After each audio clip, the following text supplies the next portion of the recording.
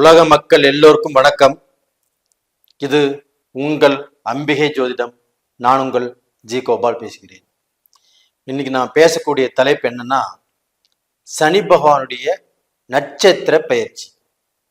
இப்ப சனி பகவான் கும்பத்தில் இருக்கிறாரு. கும்பத்துல சதய நட்சத்திரம், ராகுவுடைய நட்சத்திரத்துல இதுவரைக்கும் டிராவல் பண்ணிட்டு இருந்தாரு. இப்ப வரக்கூடிய மே மாசம் ஆரம்பத்திலேயே சனி பகவான் ஆப்பட்டது போரட்டாதி நட்சத்திரம், குருவுடைய நட்சத்திரத்துல டிராவல் பண்றாரு. இந்த டிராவல் ஆப்பட்டது 390 நாட்கள் நடக்கும். அப்ப இந்த பெயர்ச்சியால மிதுன ராசிக்காரங்களுக்கு என்ன பலன் நடக்கவிருக்கிறது என்பதைத்தான் இந்த பதிவுல நாம் பார்க்க போறோம். மிதுன ராசிக்காரங்களுக்கு இப்போ 9ஆம் இடத்துல சனி பகவான் கும்பத்தில் இருக்கிறாங்க. அஷ்டம சனியிலிருந்து விடுதலையாகி 9ஆம் இடத்துக்கு சனி பகவான் மிதுன ராசிக்கு பலனை கொடுத்துட்டு இருக்கிறாங்க. அதே சமயத்துல மிதுன ராசியில் வாழ்கிறவர் ஒரு சில பேர், அதாவது 100க்கு 30% பேர், எனக்கு ஒண்ணுமே திருமணம் ஆகல, என்னுடைய கஷ்டம் தீரல, நான் அஷ்டம சனியில எந்த அளவுக்கு கஷ்டப்பட்டு பொருளை இழந்தனோ, தொழிலை இழந்தனோ, என்னுடைய ஸ்டேட்டஸ் குறைஞ்சு போச்சு, நான் வாழ்க்கையில ஒரு நல்ல நிலைமைக்கு வர முடியல, நான் எவ்வளவு உழைத்தாலும் எவ்வளவு கஷ்டப்பட்டாலும் ஒரு நல்ல பொசிஷனை பார்க்க முடியல அப்படிங்கிறதா ஒரு சிலருடைய கேள்வியாக இருக்கிறது. இவங்களுக்கு எல்லாமே நான் சொல்லக்கூடிய பதில் என்னன்னா, இப்ப சதய நட்சத்திரத்துல இருந்த அந்த சனி பகவான் ஆப்பட்ட இப்ப குருவுடைய நட்சத்திரத்துக்கு வந்திருக்கிறார். குரு பகவான் அப்படிங்கிறது ஒரு முழு சுபகிரகம். அப்ப அந்த சுபகிரகமாகப்பட்டது இப்ப எங்க இருக்குது அப்படின்னா, மிதுன ராசிக்கு 12ஆம் இடத்துல இருக்குது. அப்ப மிதுன ராசிக்கு 12ஆம் இடத்துக்கு குரு வந்துட்டாரே, மறைவு ஸ்தானத்துக்கு வந்துட்டாரே, இன்னும் ஒரு வருஷத்துக்கு நம்ம கஷ்டப்பட வேண்டியதுதான் இருக்கும் அப்படிங்கிற வேதனையில நிறைய மிதுன ராசிக்காரங்க இருக்கிறாங்க. அப்ப அந்த குரு பகவானாப்பட்டது 12ஆம் இடத்துக்கு உங்களுக்கு சிரமத்தை கொடுப்பாரு, கஷ்டத்தை கொடுப்பாரு, தொழில தடையை கொடுப்பாரு, உங்களுக்கு வரக்கூடிய வருமானம் பாதிக்கும் அப்படிங்கிற அளவுல இருந்தாலுமே அப்படி நீங்க நினைக்கிறது தவறு. உங்களுக்கு சுபகிரகம் 12ஆம் இடத்துல வந்திருக்குன்னா சுபமான விரைச்செலவுகளை தான் கொடுப்பாரு. அப்ப குடும்பத்துல ஒரு கல்யாணம், ஒரு காதுகுத்து, ஒரு கெடா வெட்டு, இந்த மாதிரி விசேஷங்கள் கொடுப்பாரு, இதைத்தான் கொடுப்பாரு. அப்ப அதே சமயத்துல அதே குரு பகவான் ஆப்பட்டது இப்போ 9ஆம் இடத்துல போரட்டாதி நட்சத்திரத்தின் வாயிலாக உங்களுக்கு பலனை கொடுக்கவிருக்கிறார். அதே சமயத்துல அந்த குரு பகவானும் மே மாசத்துல பெயர்ச்சியாகி மேசத்திலிருந்து ரிஷபத்துக்கு வந்துட்டாங்க. அப்ப அந்த குரு பகவானுடைய அனுகிரகம், அப்ப அந்த சனி இப்போ 9ஆம் இடத்துல இருந்துட்டாலுமே, சனி பார்க்க போன 9ஆம் இடத்துல இருந்தாலும் குரு அந்த இடத்துல இருந்து உங்களுக்கு பலனை கொடுக்கிற மாதிரிதான் அர்த்தம். அப்ப அந்த 9ஆம் இடத்துல இருக்கக்கூடிய சனி பகவான் குருடைய அந்த தன்மையில தான் உங்களுக்கு பலனை கொடுப்பாரு. அப்ப டோட்டலா பாத்தீங்கன்னா ஃபர்ஸ்ட் உங்களுக்கு பிரச்சனைகள், அதாவது பிரச்சனைகள்னா போலீஸ் ஸ்டேஷன், கோர்ட்டு கச்சேரி பிரச்சனைகள், வம்பு வழக்கு பிரச்சனைகள், இது போக பூர்வீக சொத்தால வந்த பிரச்சனைகள், இன்னும் பாகம் பங்குல அப்படின்னு இருக்கக்கூடிய பிரச்சனைகள் ஆகப்பட்டது கண்டிப்பாக இந்த பீரியட்ல தீருவதற்குண்டான வாய்ப்பு 100% இருக்குது.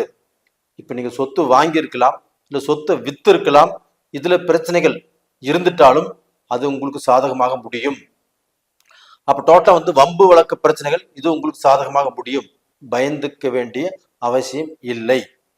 இது போக நான் ரொம்ப கஷ்டப்பட்டுட்டு இருக்கிறேன், எனக்கு வேலை கிடைக்கல, நான் வேலைக்கு அலைஞ்சிட்டு இருக்கிறேன், செஞ்சுட்டு இருந்த வேலை எனக்கு போச்சு, எனக்கு ஒரு நிலையான வேலை இல்லை, அந்த செஞ்சுட்டு இருந்த வேலையில நல்லா சம்பாதிச்சேன், எனக்கு அதன் மூலியமாக இப்ப நிறைய டிமாண்ட்ஸ், இப்போ நான் சம்பாதனைக்கு தகுந்த மாதிரி என்னுடைய வாழ்க்கை நடைமுறையில் இருந்துச்சு, இப்ப எனக்கு அந்த வேலை போச்சு, அந்த வருமானம் போச்சு, இதற்கு மேல வேலை கிடைக்குமா அப்படின்னு நிறைய பேர் வருத்தத்தில் இருக்கிறீங்க. கடந்த காலங்கள்ல வேலை தேடியும் கிடைக்காம இருக்கிறீங்க. ஆனா இந்த பீரியட்ல குருவுடைய சாரத்தில் சனி இயங்குவதால் கண்டிப்பாக வேலை இல்லாதவர்களுக்கு வேலை கண்டிப்பாக கிடைக்கும். அதுவும் நீங்கள் எதிர்பார்த்த சம்பளத்தோட நல்ல வேலை கிடைக்கக்கூடிய அளவுக்கு வாய்ப்புகள் இருக்கிறது.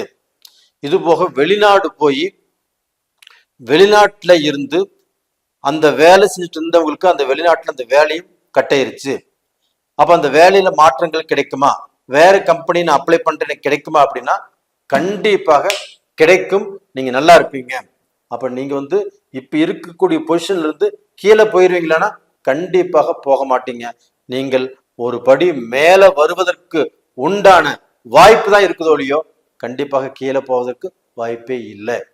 அது போக பிசினஸ் பண்றவங்க, ஒரு வியாபாரம் பண்றவங்க, அவங்களுக்கும் இந்த காலகட்டத்துல ஒரு நல்ல மாற்றத்தை இந்த குரு பகவான் உருவாக்கி கொடுப்பார். அப்ப நீங்க செய்யக்கூடிய தொழில்ல உங்களுக்கு லாபம் கிடைக்கும். அந்த லாபத்தின் மூலியமாக நீங்க பட்ட கடனை அடைப்பீங்க. அப்ப அந்த கடனை அடைத்து ஒரு நல்ல சூழ்நிலைக்கு வரக்கூடிய வாய்ப்புகளை இந்த குரு பகவான் உருவாக்கி கொடுப்பார். அதே சமயத்துல உங்களுக்கு இந்த 9ஆம் இடத்துல போராட்டாதி நட்சத்திரத்தின் வாயிலாக இந்த குரு இயங்குவதால் அப்ப அந்த குரு இப்போ 9ஆம் இடத்துல இருக்கிற மாதிரிதான் கணக்கு. அப்போ உங்களுக்கு சுபகாரியங்கள், சுபகாரியத்தில் இருக்கக்கூடிய பிரச்சனைகள் கண்டிப்பாக தீரும். ஒரு நல்ல தெளிவான முடிவெடுப்பீங்க. கணவன் மனைவிக்குள்ள இருக்கக்கூடிய பிரச்சனைகள் ஆப்பட்டது தீரும். மனஸ்தாபங்கள் கண்டிப்பாக தீரும். உங்களுடைய பிரச்சனைக்கு முற்றுப்புள்ளி வைப்பீங்க. அப்ப உங்களுடைய பிரச்சனைகள் ஆப்பட்டது தீர்ந்து ஒரு நல்ல வாழ்க்கையை வாழ்வதற்குண்டான ஒரு அம்சமான டைம் தான் இப்போ. இது போக உங்களுக்கு ப்ரமோஷன் கிடைக்கும். கவர்மெண்ட் தொழில் இருக்கிறவங்க, அது போக இப்போ மருத்துவ ரீதியா இருக்கிறவங்க, அது போக எலக்ட்ரானிக் டிபார்ட்மெண்ட்ல வேலை செய்யறவங்க, எந்த டிபார்ட்மெண்ட் இருந்தாலும் சரி அவங்க வேலை செய்யக்கூடிய அந்த வேலையில ஒரு நல்ல திருப்தி கிடைக்கும். ப்ரமோஷனும் கிடைக்கிறதுக்கு உண்டான வாய்ப்புகள் நிறைய இருக்குது.